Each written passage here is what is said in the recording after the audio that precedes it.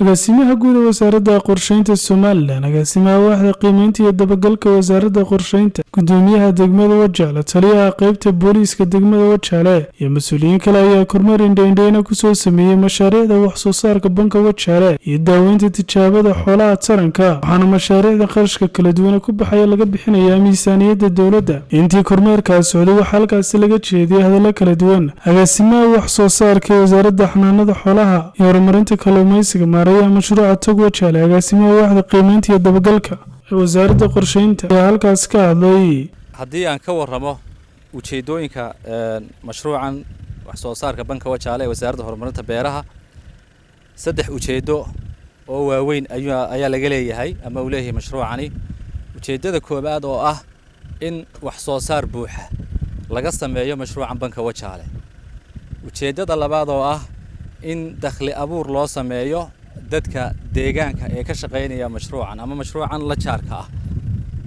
halkan aan taaganahay waxa weeye waa mashruucii tijaabada taranka xoolaha iyo calafka ee Wajaale.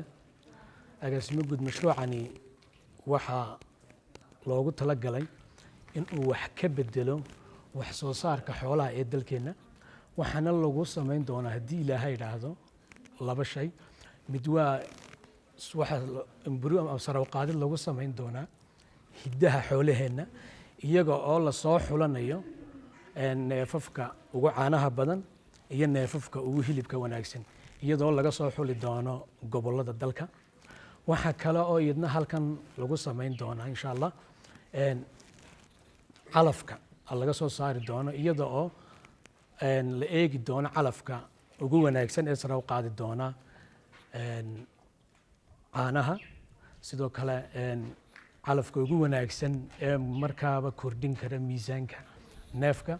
kormeerkan ujeedada laga leeyahay waxa weeyaan in laga helo markaa corrections xitaan in laga helo wixii khaladaad ee jira, sidoo kale inaynu ka helno improvement ama kor u qaadis iyo dhiirigelin aynu ka helno.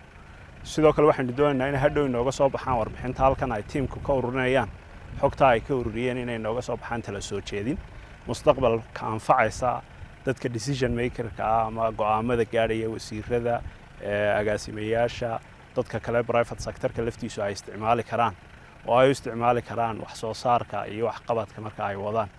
marka halkan waxa maraya marka team isku dhaf ah oo ka kooban wasaaradda qorsheynta qaranka khaasatan waaxda dabagalka iyo qiimeynta mashaariicda.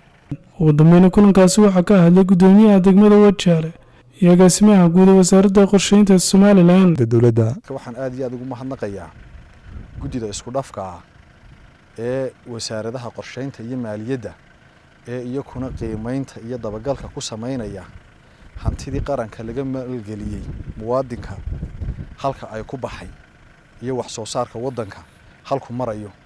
aad iyo aad baan u soo dhaweynaynaa.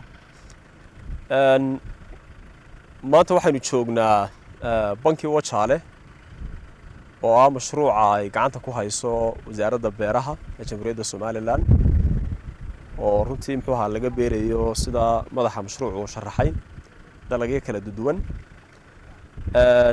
waxaanu la soconaa waddankeenu wuxuu leeyahay higsi qaran oo la yiraahdo higsiga 2030 oo aynu rabno inaynu helno Somaliland tamaanta ka qurux badan oo ah waddan xasiloon, waddan barwaaqo ah, waddan dimuqraadi ah, dadkiisu ay ku nool yihiin nolol wanaagsan,